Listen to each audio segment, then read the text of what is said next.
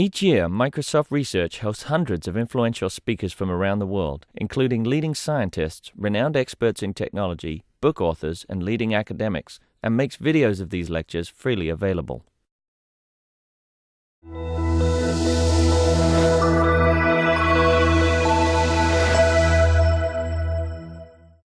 So this is a talk about dangerous ideas. We're going to be covering 5 dangerous ideas tonight. I know I've been invited here under the auspices of speaking about apps and having nice designed apps, and we're going to get to that point. But we can't really talk about design unless we zoom out and talk about creativity. And creativity itself is a dangerous idea, because creativity forces us to ask why, not just how. When you mix creativity with technology, you get a very volatile combination, and that also is dangerous. But these 5 ideas aren't going to be dangerous tonight just because of that. The 5 ideas I'll be arguing for tonight may be dangerous because they might go against what you believe about code, what you believe about programming, what you've been taught to believe makes a good app, makes good design, how people should think about it. It might force you to think, as we move from a software engineering company to a devices and service company, just exactly what type of developer is going to be best suited to take advantage of that transition in our own Microsoft future. And these might be challenging to you. I hope they are. I personally believe them. What I'm going to be saying, the next 5 ideas that we'll be talking through, doesn't mean you necessarily have to believe them. In fact, I kind of hope you don't. But it's important to me that we have this debate, because these 5 ideas, I don't think we're talking about them enough here at Microsoft. And it's what I'm passionate about. It's what my career has been focused on. And it's these conversations I think we desperately need to get to continue to be relevant and to thrive in the future that we're building out for ourselves and for the world. So the only thing I ask of you is an open mind for the next hour. Let's go through these ideas. So let's get started. Here's the first idea. You can't have great design without creativity. This might make sense on the surface. When you think about it, though, a lot of people don't act as if this is true. They'll find a design, they'll try and pick it from somewhere else, and then they'll bring it onto their platform. But it hasn't actually been natively grown. The challenge of this is based into the word design itself, because design is both a noun and a verb. So there is a duality to design. We'll talk about it. People will often talk about design as a noun. I like the design of that app.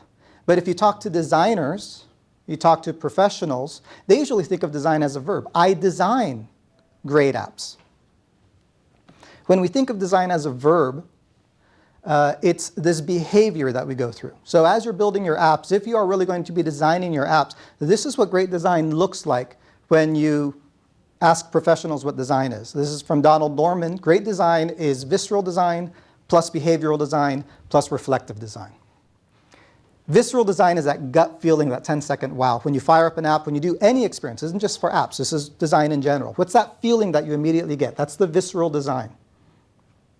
Behavioral design, of course, is how it works. Is it stable? Is it solid? And reflective design is this app, is this operating system, is this device reflecting back onto me the tasks, the apps, the desires that I want to embrace in my lifestyle? Is it reflecting back on me what I want to do and the types of experiences I want to have? All 3 of these together is what makes a great app. But in order for this process of design to really be sustainable, it requires creativity, because those artifacts, those nouns that most of the world thinks about when they say design, that fruitage that grows off the tree, which is the process of design, that tree requires a fertile territory of creativity. And creativity looks very, very different from how a lot of us might be used to writing code and writing apps, because creativity requires 4 elements to thrive. It requires exploration, experimentation, the freedom to fail, and most importantly, fun.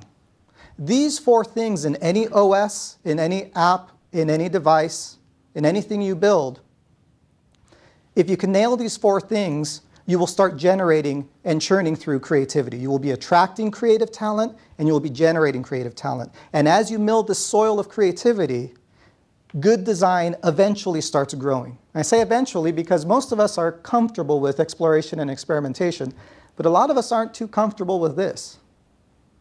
And a lot of us don't even think of this as being on our scorecards. But these two are actually two of the most important ones in order to get a sustainable level of creativity. And you need a sustainable level of creativity to get that design and to start consistently generating a harvest of well-designed apps and well-designed experiences.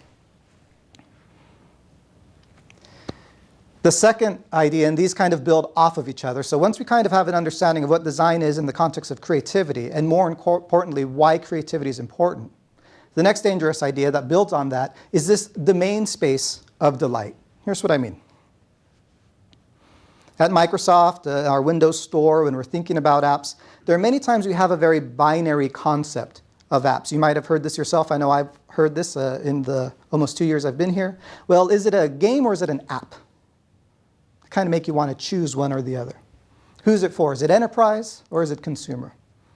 Enterprise to consumer creates a spectrum of potentiality. Same with transactional to immersive. I'm not going to use gaming because actually we're talking about immersive experiences. That paper app that a lot of the ex-Courier guys made that's on iPad, is that a game or is that a transactional app? Where exactly does that fall in? Its value is that it's immersive. The crafting of delight there isn't the same thing as building a game. You're creating a delightful experience for whatever your app is trying to do well. So instead of thinking of these as binary, if you work at an agency, and I was creative director at a company of record for us before joining Microsoft, anybody who walked in through that door, regardless of what type of app or experience they needed, would fall somewhere on this domain space of delight. And no matter where you fall, you can craft a delightful experience. But it would fall somewhere between transactional to immersive, somewhere between enterprise to consumer. A challenge we have at Microsoft, and one I've been finding, is we make gazillions of dollars down here at the transactional and enterprise corner. We were really, really good at that. We also make gazillions of dollars up at the highly immersive consumer-targeted corners. And so we kind of do want to fill into this, well, what bucket is it going for? But what's interesting when we talk about crafting delight and creative coding and the changes that have been going on in the past decade is that most of those experiences have come in from this kind of mid-band over here that sometimes you get a little uncomfortable with. But if you understand this graph, there's one more dimension I need to add to it. That's the dimension of data density. These three dimensions plot the domain space of delight. As a professional designer, if you're working on your app is going to fall somewhere in this cube. And where it falls on that cube will determine what type of design it has, which will determine what type of delightful experience you can craft for it. Let me give you some examples here. Visual Studio. It's enterprise focused, it's highly transactional, but it has a very high data density. Whereas a CRUD app, a create, read, update, delete app, you want to add a time card. It's very low data density, but it's just as enterprise and it's just as transactional. Something like a basic weather app, still transactional, but it's focused for consumer and it usually has low data density. Now gaming is interesting because you can have something like Halo, which we normally think of as gaming, which is high data density, a lot of vertex shader, a lot of shaders going on, a lot of 3D modeling going on, a lot of rendering going on. High data density, highly immersive, highly consumer. But then you can have something like Angry Birds. Just as immersive, just as consumer focused, but it's low data density. What is delightful about each one of these apps and wherever your app is going to be falling on this domain will help influence how exactly to kind of churn out, call out that delight from your experiences. One challenge we have is for Windows Store, our current design guidelines, which I believe in,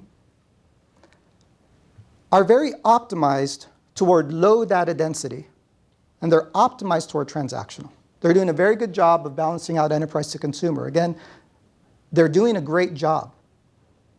And our messaging is very strong on this.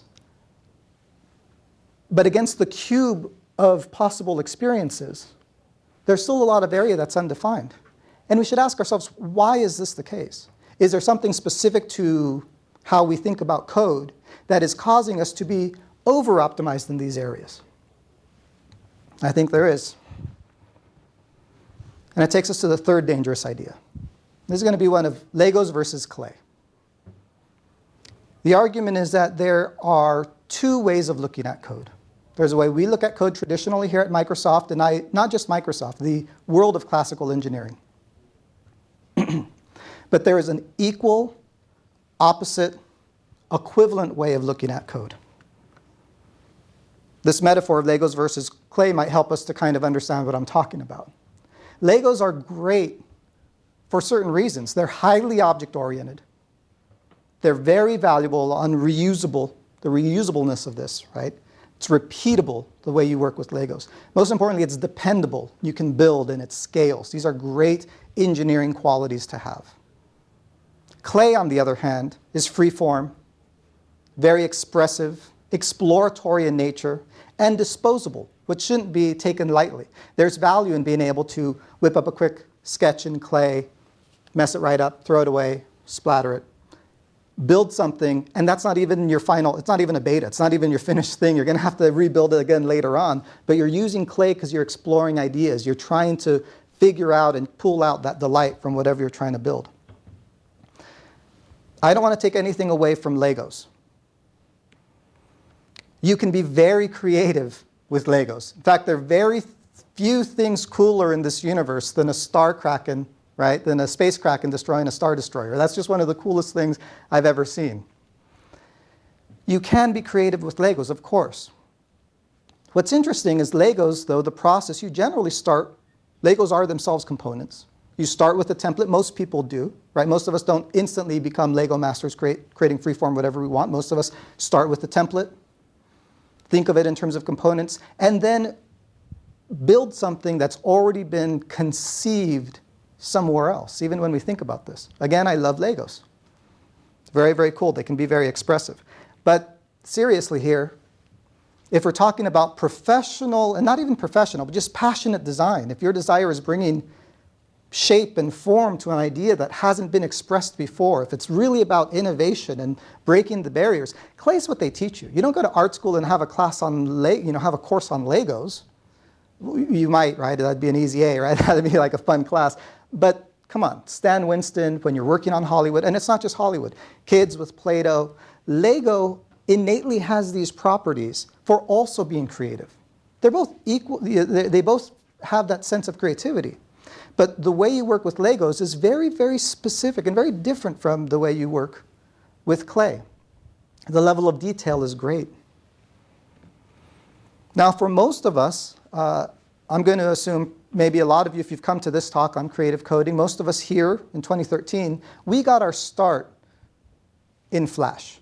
Can I just see how many people actually maybe started with Flash or played with Flash back in the day? All right, cool. Higher. Flash was that revolutionary technology. That was that first digital lump of clay that a lot of us had been waiting all our lives for. And it said, here, be smart and creative at the same time. It's okay to be messy. This was revolutionary for us. I don't want to oversell it, but Flash in a certain way almost single-handedly helped us do this transition from Web 1.0 to Web 2.0. Web 1.0, where it just works, to Web 2.0, it's delightful. It was Flash that did this. These were the experiences that Flash started enabling in the early turn of this 21st century. And it rechanged what we thought was possible for creative coding, for coding in general, for interactive experiences of delight. It's Flash that did this. And for a lot of us, Flash was his first love for us. It let us be messy, and we didn't know what we were doing. All right? You have street artists coming in, tattooed all up, and they're writing books that are bestsellers. Flash to the Core by Joshua Davis, who goes on and works on the UI for Big Blue from the Jeopardy computer, right? Yeah. So Flash did this for us. Flash was amazing. Flash gave this to us, and it changed. And what's interesting is once you move from something being functional to something being delightful, you can't go back. We're going to get back to this point in a little bit. But something happens during this fundamental clay technology that Flash was, and it gave us this acknowledgement that it was okay to be messy. It didn't have to be about components. It could be about clay. It could be about mistakes. The Lego builders come in and they say, here, let me fix that for you. Say, let me look at what you're doing. Oh my goodness, you have a go to and play frame 30 on your timeline? Where in the world is the code for that? It's buried behind a movie clip on this. What's going on here? You have no object-oriented, you have no MVC, you have designers writing code. Designers don't write code. Why would they ever want to write code? Designers like markup. The big meme at the time was designers don't code, they need markup on the front, and we'll put the code behind in the back for the real programmers to come in and do their thing, right? That's nice, thanks for playing Clay, but this is a Lego world. And they get Flash and they turn it into a Lego scalable product. That's not wrong. Because even for anything that's dependable, Clay can be very expressive. You get to a certain point, if you don't think architecture just falls in on each other, right? I'm not arguing for Clay over Legos. I'm making the point that these are two equally valid ways of looking at code. The reaction, of course, to that from most of us who were originally Flash is, don't Edison my Tesla, bro, right? I mean, I like coding messy.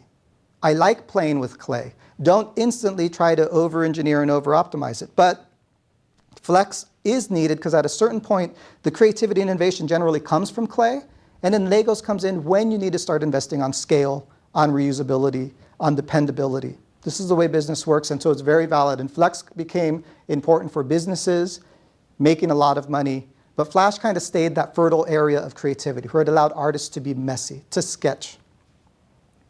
Microsoft, like many others at the time, because we have Legos in our DNA, it's how we think about programming, and we're optimized for that. We like that concept of some XML-based definition on the front end and real code on the back end. So we bring in WPF. That brought in WPF 3D, which led us to do some really cool things and made it accessible.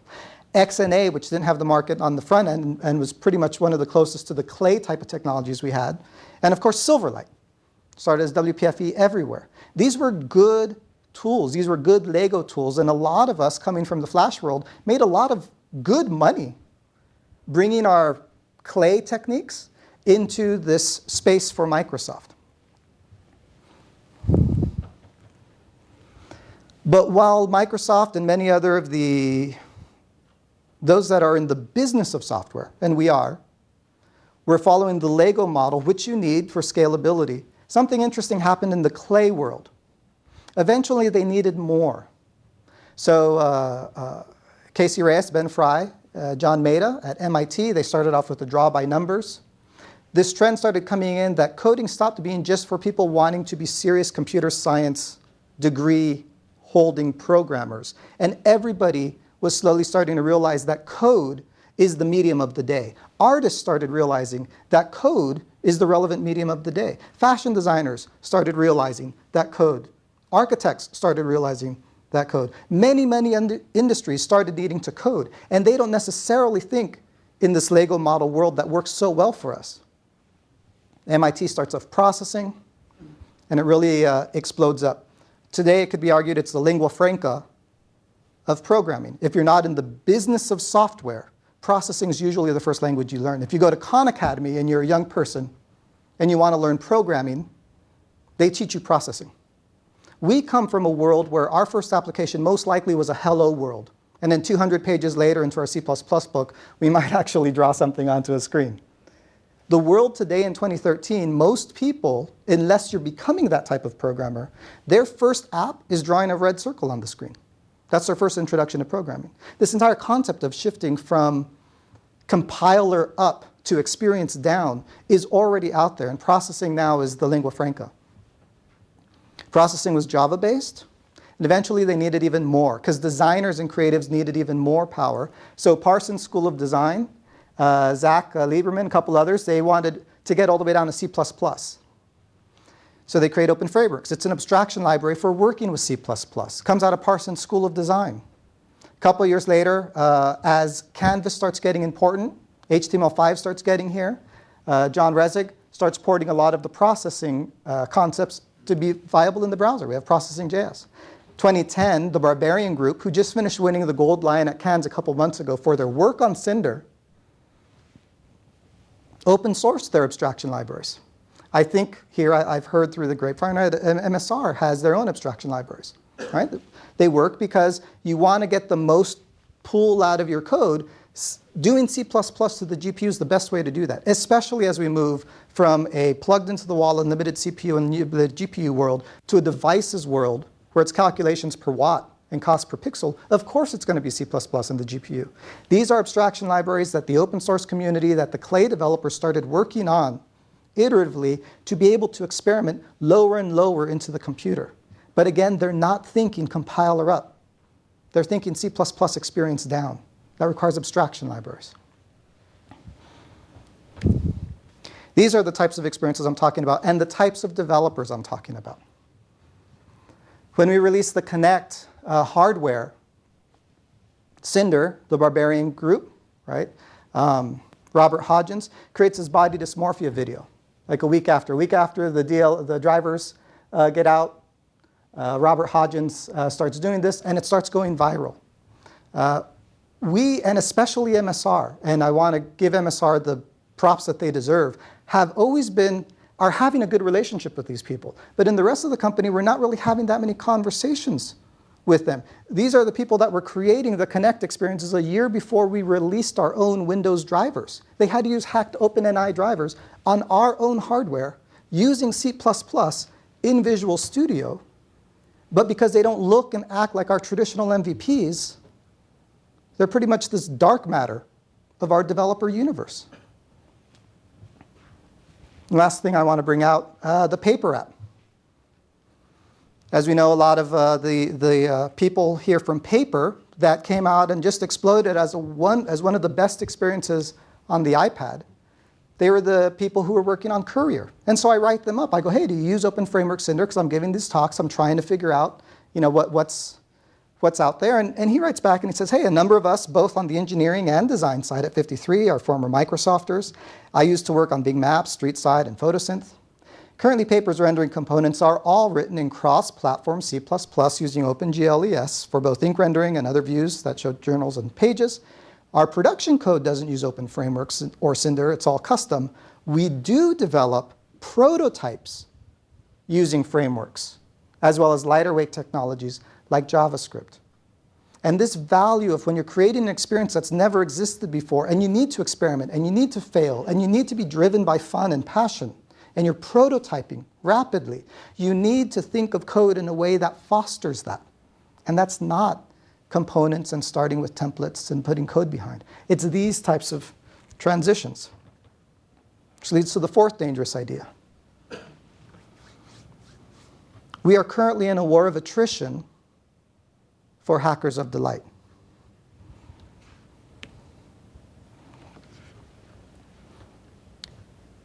This is not about platforms. This isn't Windows versus Apple at all.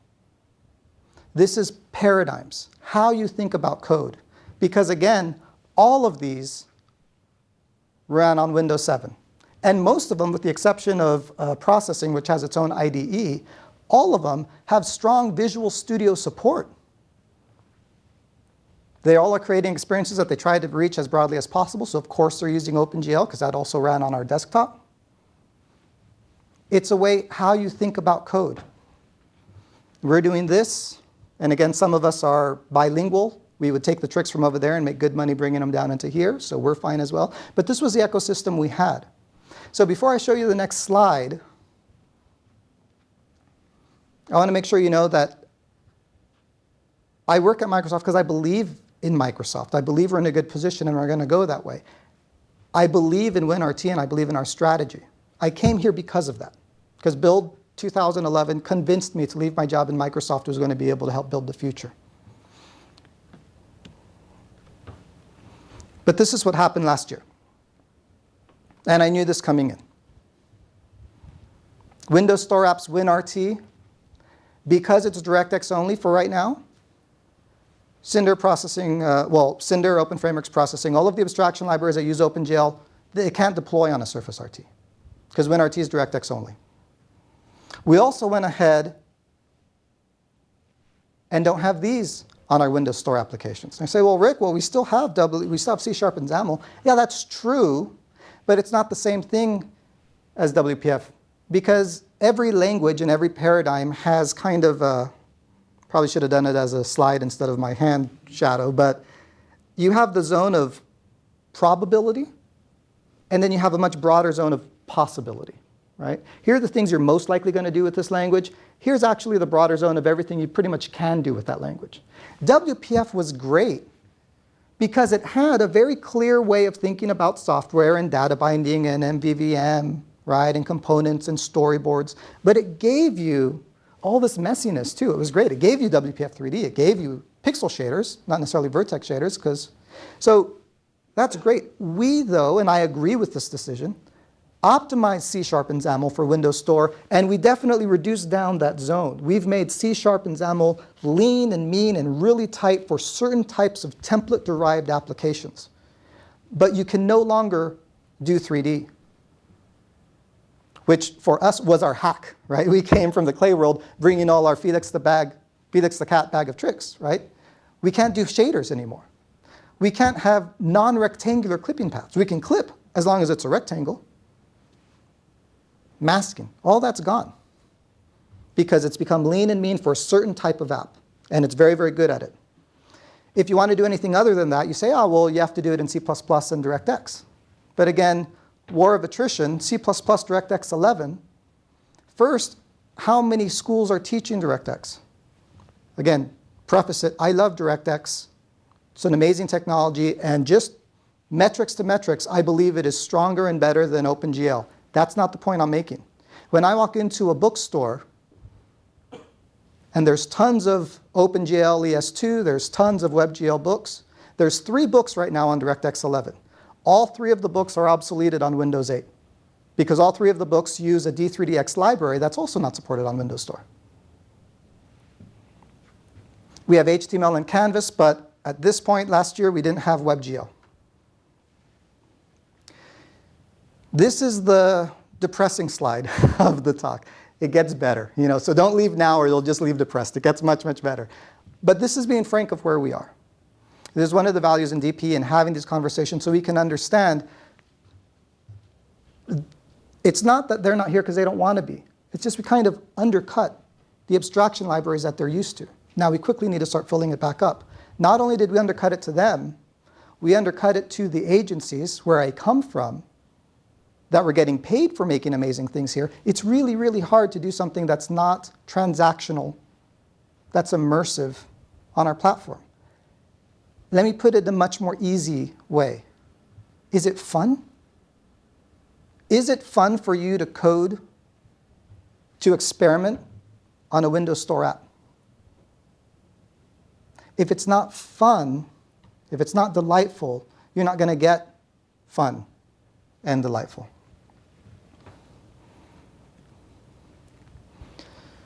So here's some of the things we've been doing. Now it starts getting better. Unity. We lost X and A, but we got Unity. This is amazing, and this is Jaime over in DP, as well as a lot of other people. Giorgio Sardo, they've been pushing this through. Unity, this is a good choice, because Unity lets us deploy and lets gamers deploy and indies deploy across all the platforms they want, and we're getting in there as a first-party level of distribution for Windows Store, going out to phone. This is really good. I heard 30% of all Unity apps aren't games-focused, right? But 42% of all statistics are made up on the spot, right? But I heard 30%. Those are the types of apps we're talking about. There's a reason when I'd go to even to MSR's Tech Fest.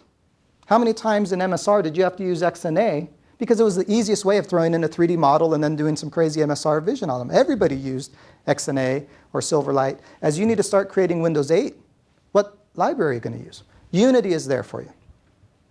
Processing.js, because we have JavaScript applications, again, brilliant idea. I thoroughly laud it. Processing.js can come over, and I've created around 6 hours of content on Channel 9, courses on teaching you how to use this, but it's still only 2D. But the biggest one is MS OpenTech. After banging and knocking on their door and really just begging, they took on the challenge of porting Cinder over, and they did it.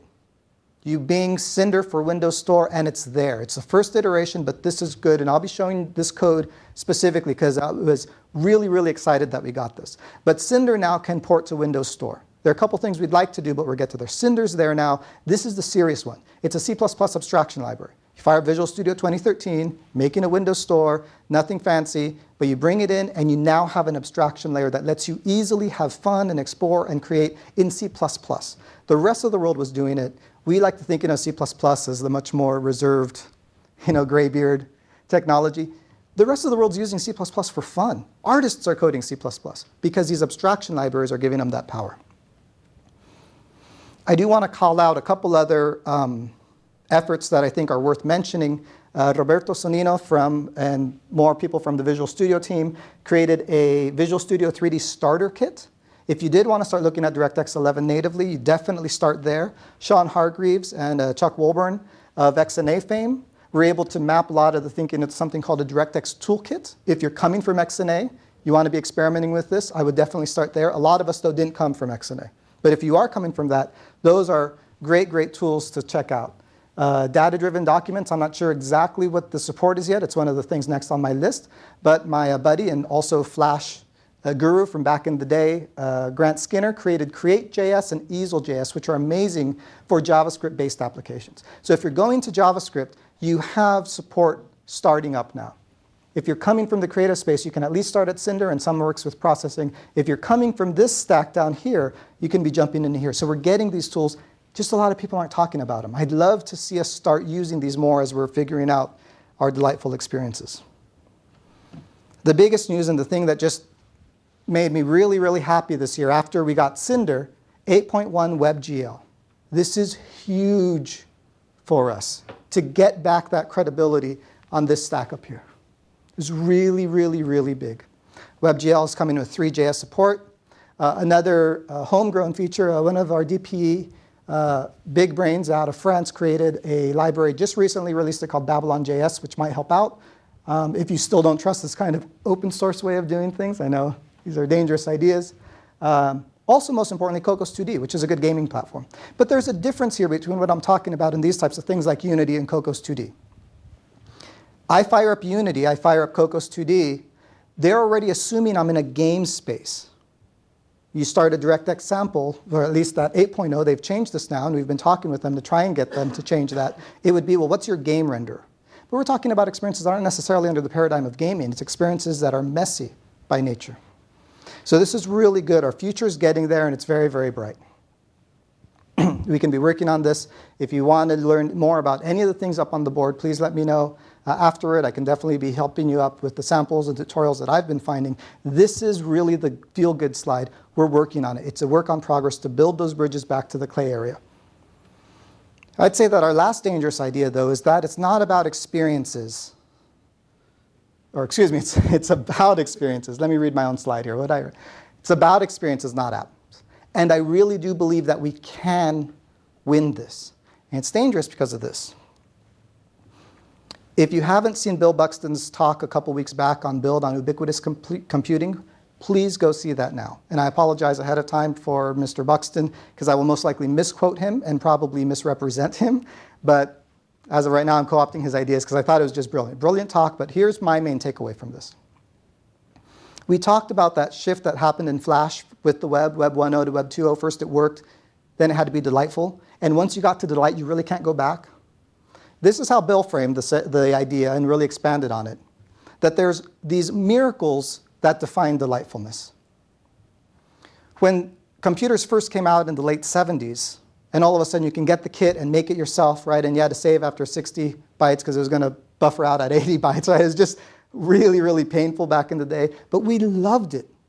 The little Timex Sinclairs, right? And those old machines, and we loved hacking on them. And it was painful, and we'd hook it up through an RF receiver on the TV, and everything would be fuzzy, right? And making those phone calls. It was great. It was delightful. Because the miracle was that it just worked. The fact that all of a sudden we had a computer in our house was insane. It exists. It works. That was the miracle. That was delight. But as we lived and survived through Web 2.0, and now we're entering into this PC plus world of devices, of ubiquitous computing, of all these other things, today people expect it to work. What they really want is for it to delight them. That's what the driver is doing now. And you can't just give them delightful. You just can't give them a magnesium shell and think it's going to be a premium product. It also has to be a rock-solid OS. But if you have these two things, because they're assuming that it works, but you craft delight, you get adoption. And it's delight and dependability that bring adoption. It's not the number of apps you have on your store. Delight and dependability right now today is what gets adoption. This is what we're trying to improve more. This is what we're wrestling on, or this is what we're working through, and this is why I'm here to help us with that. But Bill makes a really interesting point. The future, though, once everybody is expecting the experiences to be delightful, and so of course expecting them to work, the next wave of delight will be, is it interconnected? Is it connected? Because that's the delightful experience I'm expecting now. I'm expecting to be on my Windows phone and get in the car and it seamlessly carry the phone call over, so my phone becomes the car. And I get home and it seamlessly comes up. And I walk into my house and it seamlessly transitions. That all of my apps and all of my data and all of my experiences are shared and collaborative and they communicate. That will be the delightful experience that will be driving the next 10 years. So if we can go through the hurdle of delight, really investing in creativity, not just trying to pour it over design or not just thinking of design as the nouns, but we really get to the verb of design and we get to that area of creativity, we are all set for the future. And here's why. Our competitors, most of the world, this is how they think about what they're doing. You might have come in here with an app in mind that you wanted to build, and you might be thinking about it like this. I'm building an app. But we're already in 2013, Microsoft Windows 8.0, moving into 8.1, already past this.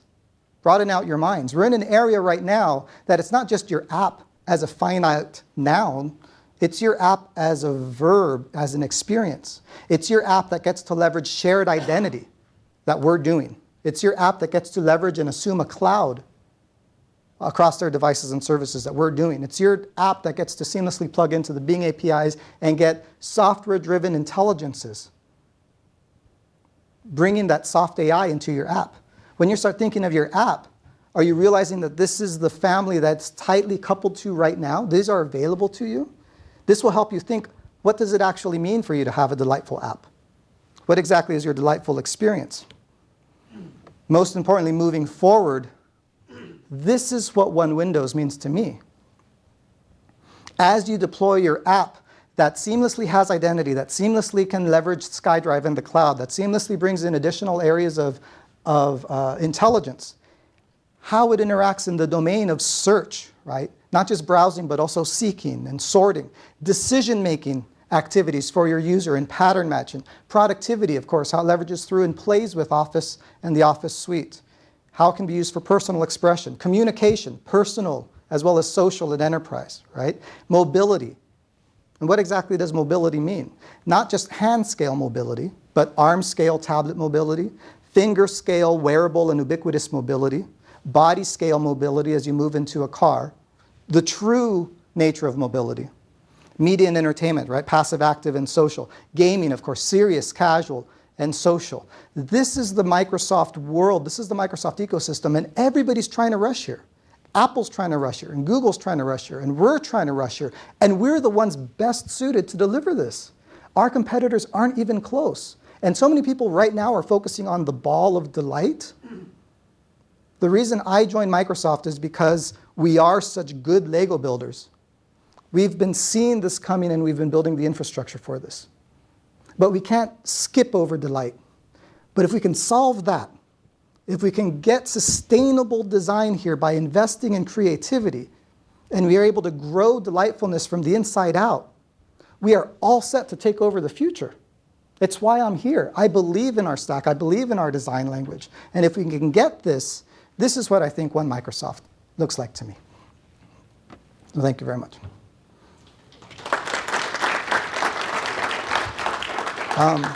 Some people might want to break out. What I'm going to do right now is I'm going to fire up Visual Studio, and I'll walk you through a really quick example of using Cinder. But if some people did want to break out, if you want to stay in.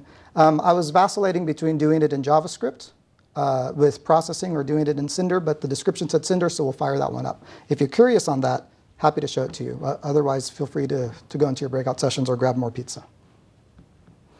All right. So let's see if we can get this working. We're going to do one of those things you're never supposed to do, is live code. I do have a cheat sheet, so let me pull that out. Probably should have tested the code before I brought it up. So the one thing, if you want to get started on your own when you leave here, just go and do a Bing search for Cinder Windows Store.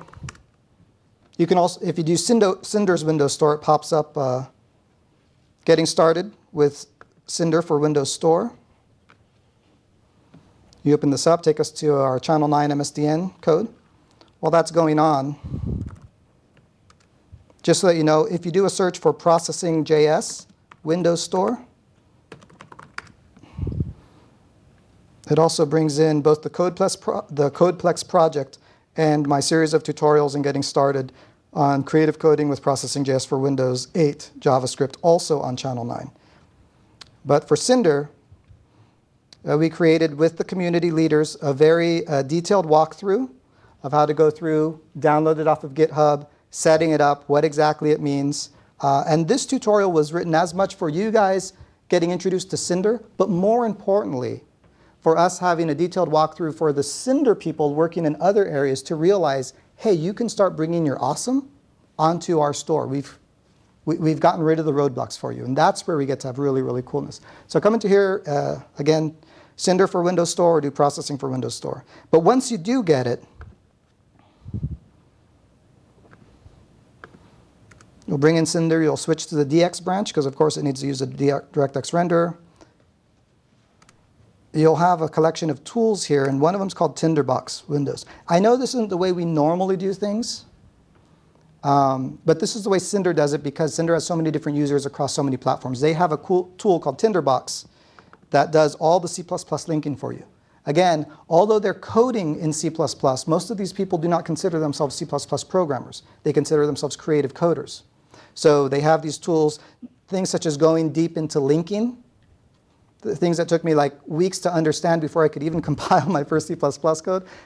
This is all about intelligent defaults, right? Getting those intelligent defaults, reducing those barriers so people can start playing and having fun first. And once they're playing and having fun and invested, then they'll learn what exactly they need to do as they start tweaking it. So when you fire up Tinderbox, I'll just create an application here. It's going to be Visual Studio 2012 by default. I'm going to select WinRT. And let's hope this works. Okay, it creates a project for me with all of the linkings in here. I'm going to go into my Visual C++ 2012 WinRT project, open it up. Since I'm running 8.1, this works on 8.0, by the way, but I'm just running 8.1 right now. It's going to retarget it, no problem there. And this is what Cinder looks like when you first fire it up. If you're coming from processing or even XNA or any of the creative coding languages, it should look familiar. There's one important file here called Cinder Project App. And if I open it up, this is what I get. Now, a lot of old school C++ people, which I'm not, I know a lot of you have been like writing C++ for 10 years. I've been writing it for 10 months, so please don't hold that against me. But this will open up, and it kind of sets up. I have my class definition up here, so I don't even have to worry or conceptually understand this .h versus C++. Not to get started. Just the very first one, let's just put it all up on here. Cinder as an abstraction library has already given me the handlers for calling a setup, mouse down, update, and draw. So just like processing, just like all the other languages, OpenFrameworks, just like XNA, this is how I think about sketching with code. I'm going to have a setup function, I'll have an update function, and I'll have a draw function. It's even gone ahead and clearing it out to black. Let me switch this really quick to red to make sure that everything's worked. Please hope this works, otherwise the talk's done. And in C++ fashion, especially because I'm under debugging, it's going to take a bit of time. But there we go. If we have a red screen in Windows Store, good. So at least we know Tinderbox isn't broken on Windows 8.1. Okay, I'm coding and testing real-time live, so please bear with me. So how do we start thinking about code? let's kind of walk through some basics. We already saw the ability of changing a background color, talking to our DirectX context. So all the heavy lifting of getting our context, talking to the GPU, that's all done behind the scenes. That's what an abstraction library should do. But let me come up here. Let me start doing something interesting. So I'll do a vec2f, and I'm going to call this mouse. Let's just leave this first right now. Under setup, I'm going to instantiate my mouse equal to a vector, a two-dimensional vector of type float. Going to zero it out. It's just good, clean code. Under mouse down, I'm going to have my mouse equal my event get position, which returns a type vector2. And during draw, first thing I'll do is assign a color. Let me change this back to black for right now. So I can draw a nice red circle, RGB. So once I set my color for what my graphics card's going to draw, I'll then say there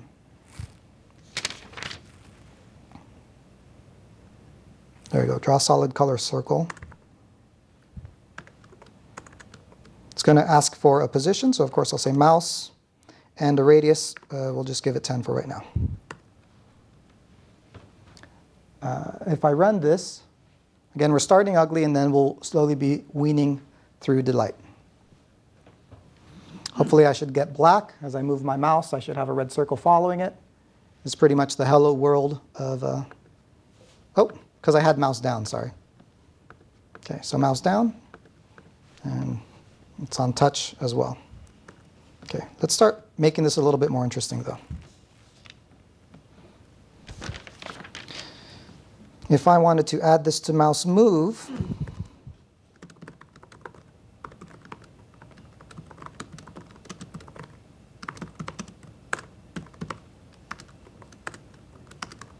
right? And of course I got to come up here to my class and define that.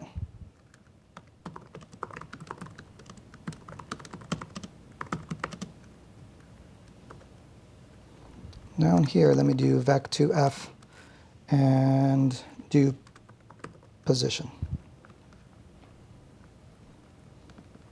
As I move my mouse, that red dot's going to follow it. A lot of people are pretty much happy with that. I've always thought that's kind of ugly, right? But this is one of the first things. So Art Institute, teaching Flash or Silverlight, right, or creative coding or processing. This is just Creative Coding 101, one of the most basic ways to get set up. One of the first things you learn is how to procedurally add some easing, because easing works a lot better on the eyes. So while we're going to be drawing the circle in red, let me come over here, and in green, change color, draw a solid color circle to wherever my position is, also 10. And if I do this right now, if I move my mouse, the red mouse is going to follow. Position, though, gets instantiated at 0, but isn't getting updated yet. Let's see, if I run this, we're going to have a fixed green and a red that follows my cursor. The rest of the magic's all going to happen here in the update loop. So Cinder runs. Okay, I have green.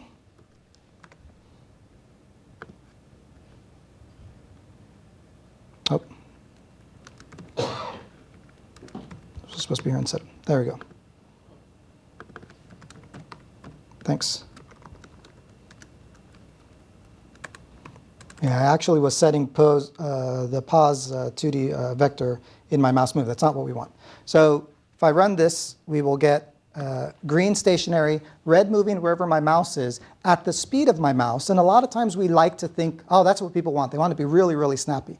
But that's not really an experience people are used to in the real world. So my green stationary, my red is moving as my mouse moves. Let's add a little easing to this. there is a function that happens here really quick. Let me double check.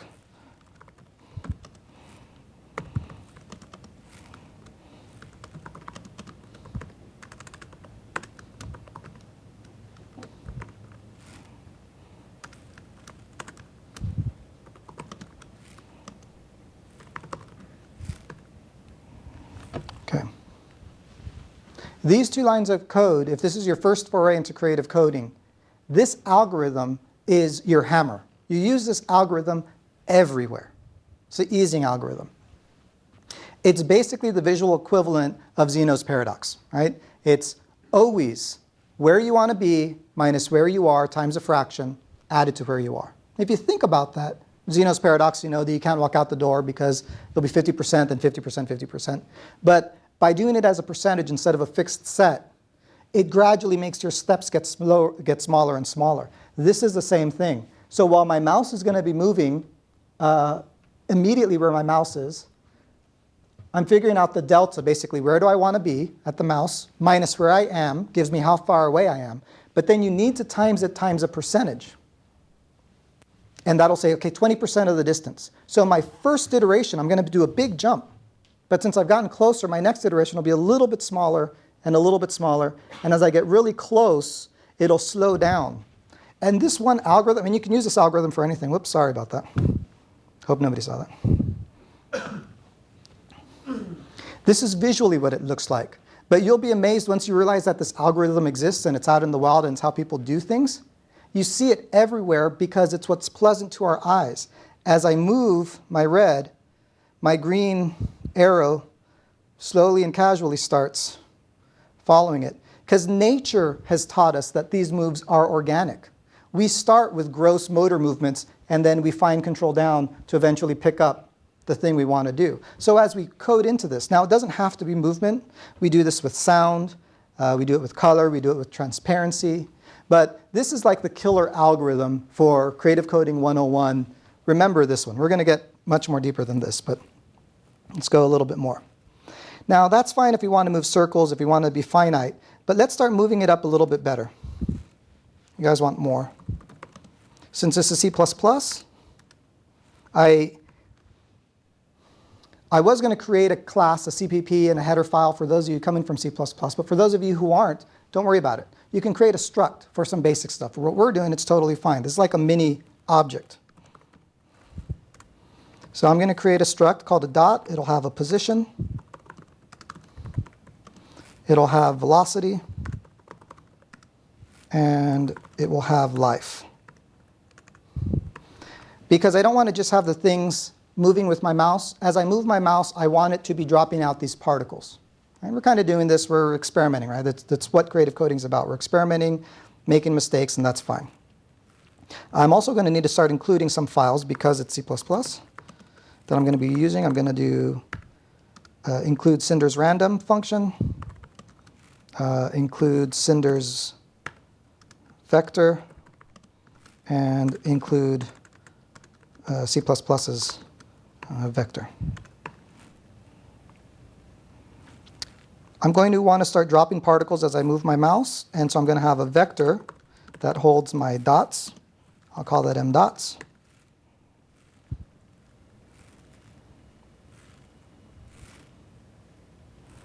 So let's do this. For mouse down, that's not good.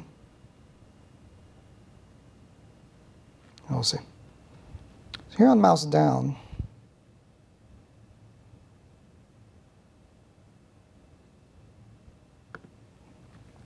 I don't want to do it as I'm dragging my mouse. And again, we're being experimental here. A lot of C++ people go, that's not a very optimum way of doing it. It's okay. We don't want to optimize too early. We're just experimenting. So I want to do something when I click on the mouse, I want to start creating some particles.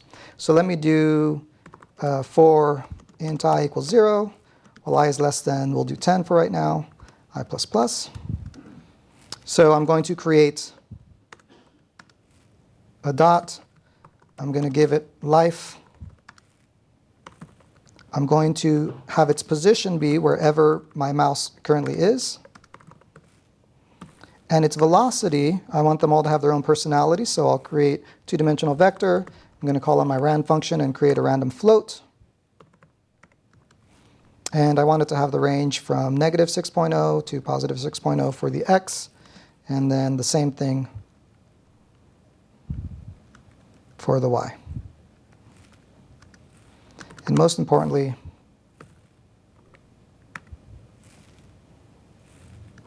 I'm going to throw it into my array.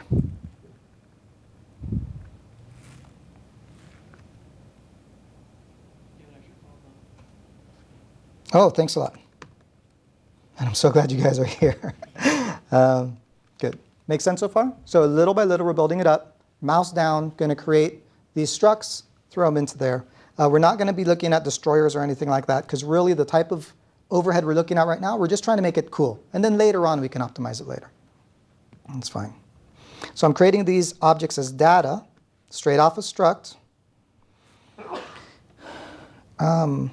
Now under update, we were already doing this stuff, but now let's start doing this for the dots.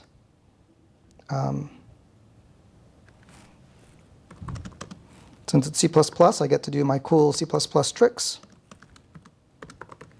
So I get to iterate through all my objects in my vector, just like that. And every time it updates, I'm going to update its velocity. We'll just leave it right there for right now.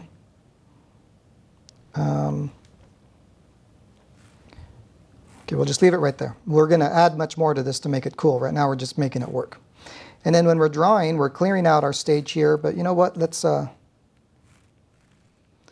kind of tired of the black, so let's do a nice heather gray or so.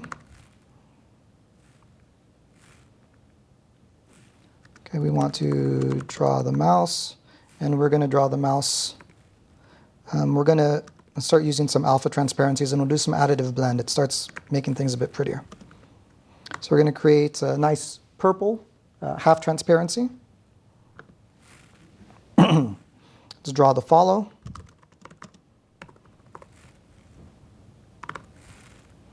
And for him, we will do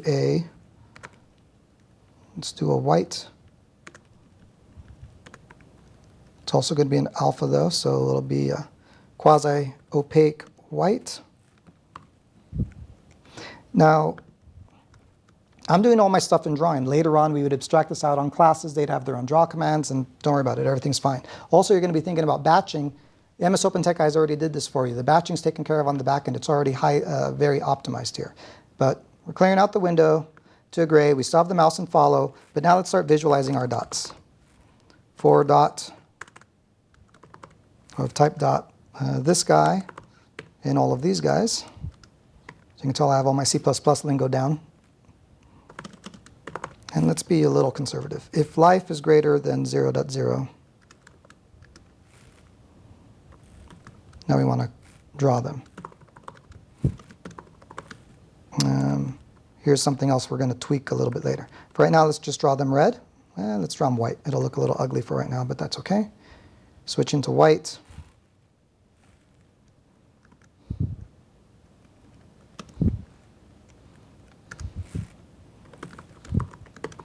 Draw a solid circle wherever the position is, and we're going to give it a diameter of 7.0. This will still be ugly, but at least we'll see if it works. Oh, probably the important thing I didn't show you. This is the glory of abstraction libraries. That's all it took. I'm in Visual Studio.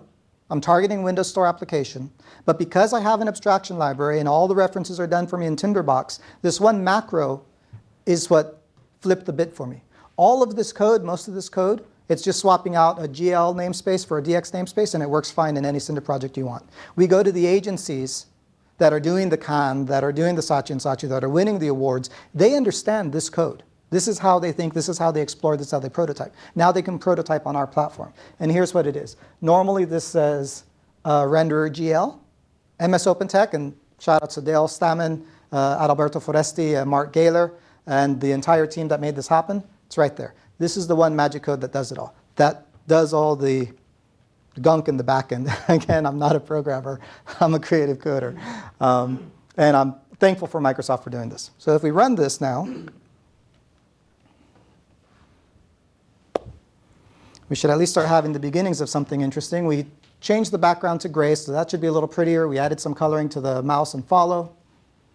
See if that still works. Okay, nice. Purple shows where we are. And eventually you would just get rid of purple, right? But this is showing the point. Now if I click somewhere, okay, we're shooting out black, black artifact. The visual artifacting, I'm not sure what it is. It might be on Windows 8.1, but we'll check that out. So pay no attention to the artifacting. But okay, so we're getting here. We're getting somewhere close. Let's start adding some elegance to it. Again, reviewing the logic, we didn't even need to go through a full class because it's just data right now. We've created a struct. We have a vector that's holding the struct. Every time we do a mouse down, we're creating 10 data elements. Every time we call update, we're doing the very simple adding the velocity to the position, which is why they keep going in a straight line forever. And then under the draw loop, besides drawing the mouse and the follow, with this line of code, we're iterating through all the dots. We're seeing if they're still alive, and of course they're all still alive because we haven't been dropping their life yet in the update loop. If you're still alive, color yourself black right there where we want you. Let's start making some fun things though. First of all, let's start from the moment they're born, let's start having them slowly die. So we're updating their position. What if we do ... life, because they start at 1, let's just have them slowly start fading out. Now since they're starting at 1 of their life and slowly going to be getting down, and right here we're checking to make sure that they're already above 0, if we do something like this, instead of black it should have been white. That's full alpha. If we just say, you know what, let's do the dots life, we're overloading their life, which is moving from 1.0 to 0.0, as the alpha property for them. So with just this little change, as they move out, they'll slowly start fading away.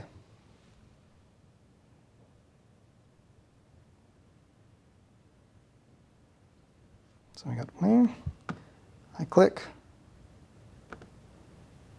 Oh, or they won't because, right up here, of course. There's two things actually. There's the enable alpha blending, which is if you're dealing with putting a lot of PNGs, putting a lot of graphics on the page that have alpha in them, you need to flip this bit so that we know. Because remember, this is highly optimized for you on the back end.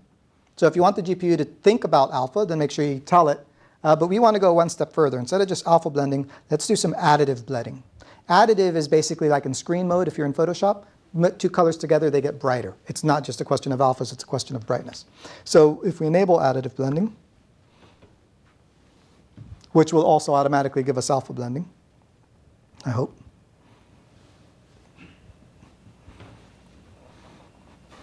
Good, so we have a nice easing algorithm there, which looks nice. We'll figure it out. It's okay, failure. Oh, there we go. All right, so some of the older guys start fading out. Yeah, the life's too long. And also, probably a good thing to note is I'm running in debug mode. Doing C++, doing this type of code in debug mode, drastically drops your frames per second. If we switch this over to release mode, and we run it,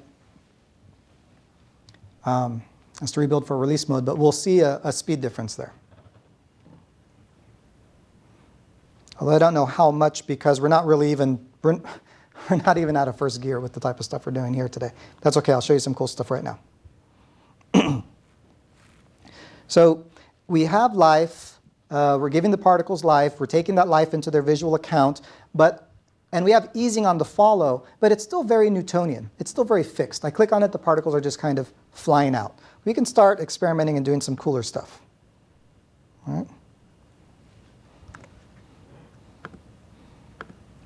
If we have life already, we have this velocity, and they're storing a velocity. So we've taught you the Zeno's paradox, the easing algorithm.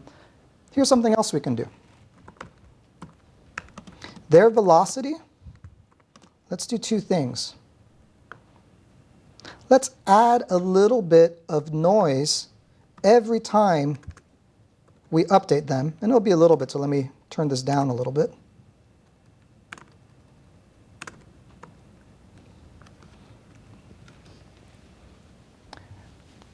So at first it was very Newtonian velocity, it was fixed. They're born going a certain velocity. But now every update loop, their velocity is going to iterate a little bit. It's going to pick a number between -2 to +2 for the x and y and add it.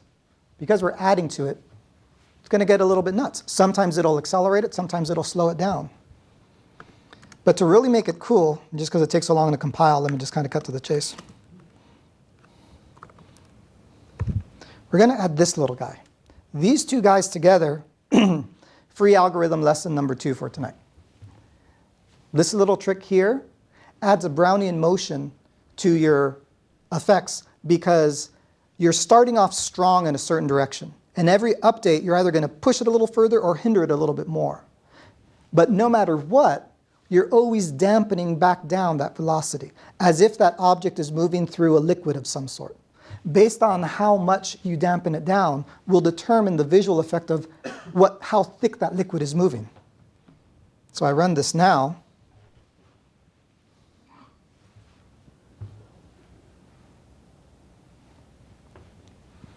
I should really compile then talk. I think that might be a little better. Again, I had years coding in C# and XAML, so I'm still getting used to the compile times on this. But I love it. C++, DirectX, love it. I like my job as well. Good things.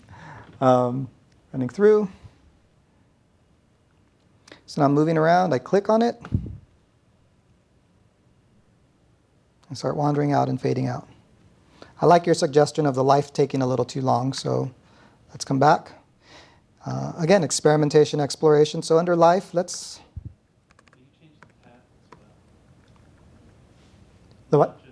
So you changed the path as well. Yeah, because it's their velocity, exactly. Oh, the velocity is used as path. Yeah, so the position is always adding its velocity. And so because of that, if we're tweaking the velocity, we'll be tweaking where its position is, right?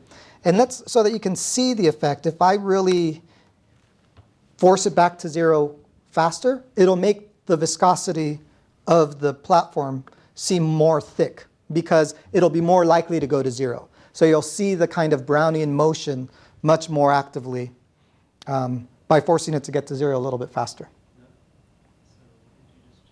I changed this from 0.98. So it was just slowly always turning it down to 0. And it doesn't matter because the next thing it's going to be pushing a little bit more. The what? Oh, and then life also. Somebody said it was taking too long, life. Hey, that's fine. This is all about experimentation. Let's speed it up. So I come through, I click. Click. Cool.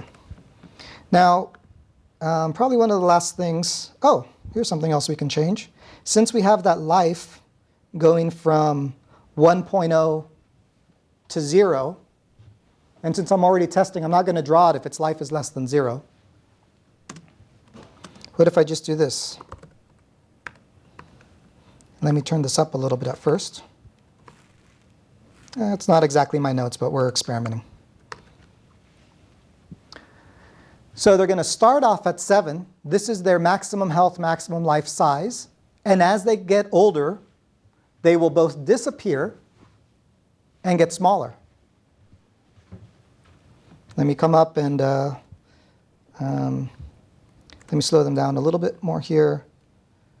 I'm going to boost this guy back up to 95.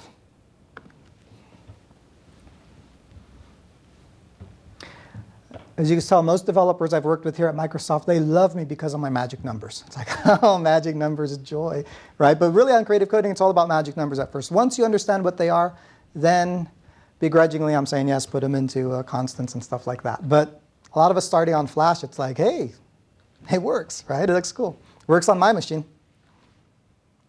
So moving it through, click. And you see them slowly get smaller and fade away. Starts looking kind of pretty. So one thing we can do, okay, I like that effect. Start cranking it up to 11 now. Last thing we can do is this guy right here. We've been making them white. We have a nice gray, we have a nice white, we have a nice purple. But the particles,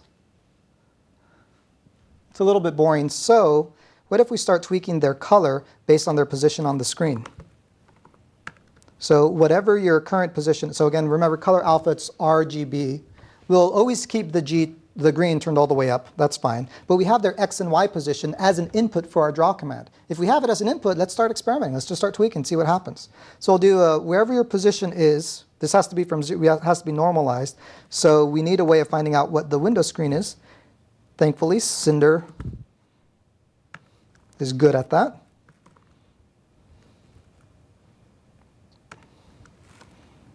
Oops.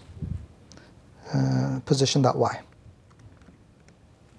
So wherever you are on the screen, divided by however high the screen is, that's my normalized value of 0 to 1. That's your R value I want you to have. I'll just do the exact same thing for my blue value, except instead of height, we'll do width. Our X position divided by our Y position. And probably the last thing here is 10 seems so boring. 42 is what we really want, because that's really the answer, right? To life, the universe, and everything. So now if we test this, I think for this particular sketch, I kind of started free-forming, and I did do this one free-forming yesterday. I printed out some of the code because I'm not dumb. I wanted to at least have it tested once before. But this is just what creative coding looks like. We're trying things in, we're throwing them on there. We're doing it in C++, right? It runs out. It's a lot of running and testing. This is what sketching looks like. Bill Buxton also, to misquote him again, and I apologize again. So we have our follower. If we click it up here, very low X, very low Y. So it's very green. But as they start moving down the screen, right, very high red and green, but no blue, makes yellow. Click on over here. The red gets turned down, but the green and blue is turned up. And of course, as we come down here, everything's full throttled all the way up to 1. So of course, we get white. So something like this is kind of cool, right? And from here, you just go on and experiment and do whatever you want. But let me go back to kind of show that.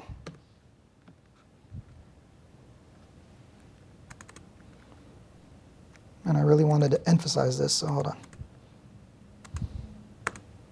There we go. I really wanted to say under 100 lines of code. Under 100 lines of code. In C++, we're coding against the GPU with pre-built graphics and colors with one-line commands. Loading a texture, and I won't show this today. Let me show you a couple other, not code now, but let's just kind of see some of the things. So that was our example. If you download Getting Started with Cinder on Windows Store, I wrote the DirectX samples. These are some of the samples that I wrote out to the community so they can start seeing what's possible with DirectX on Windows Store. Here's Hodgins particles, which is a common demo on iOS. So it's kind of what we were doing, but you can see this texture, and it's now drawing PNGs that are glowing, and we're getting that effect. That's the main thing. It's still alphabet PNG. More importantly, though, so let me keep going. See the quad counts that we're having. Obviously, this is slightly more optimized code, but not that much more. See our quad counts up there. Our frame rate's a nice 60 frames a second. Let's start loading it up, though. What if we add gravity? Okay, well, now they start falling. That's cool. If they're falling, let's maybe add a floor. Oh, that's cool. Let's kind of visualize that a little bit. Let's add some tails to it. Okay. Nice. It's still very Newtonian. Let's add a little bit. We were doing like cheap Perlin because it's actually more Brownian motion, but there's an entire Perlin function already baked into Cinder. So I add Perlin to the velocity, and now we start getting the types of examples. And as you can see, additive blending's turned on, so as they overlap, they get white and bright. Right? These types of things. And of course, touching and point. It's all point integrated in here. Single point right now, but we have other examples for multi-point. That's pretty cool. This is the type of stuff people have fun with. We go to students, we go to Academy, we go to MIT, we go to Parsons, we give them a Surface tablet. We say that Cinder that you're using on, here it's already preloaded, right? Here you have Windows 8, here you have Visual Studio 2013, here you have the temp off of Tinderbox. You can start playing on our tablet. And by the way, do you know that we support multi-touch? Right? By the way, we start bringing in a couple more brainiacs. Since we are using DirectX, do you know that DirectX 11.1 allows stereoscopic output? Blew your mind. What? iPad doesn't have it? What? We have it out of the box on Windows 8. Nobody touches it because DX is hard. It's hard to learn C++ in DX. We don't have any abstraction libraries. This is an abstraction library for C++ DX. Right? They can start getting it. They can start playing with it. They can start getting excited about our platform. Most importantly, we're bringing fun back to our platform. Here's another example. This was like, again, under 100 lines of code. Grabbing an image, iterating through their RGB values, creating a point cloud of the color value, and then offsetting that mesh in Z-space based on the brightness of the screen. Right? Again, simple, dumb examples. C++, DirectX. I personally like this one quite a bit. Right? This is the stuff people play with. This is what artists want to play with. We have this now on our platform with Cinder, but there's a little bit more. Right? We're trying to get OpenFrameworks. That's the big one. Trying to get full processing support over on our end. But that's what it looks like. Again, thank you. I went a little bit more over time. I just really wanted to show you that code. It's on there. Search Cinder for Windows Store. You can get started. I'm Rick Barr at Microsoft or at Rick Barraza. Happy to help you guys out. Let's just get this mood out, right? We're in such a good position.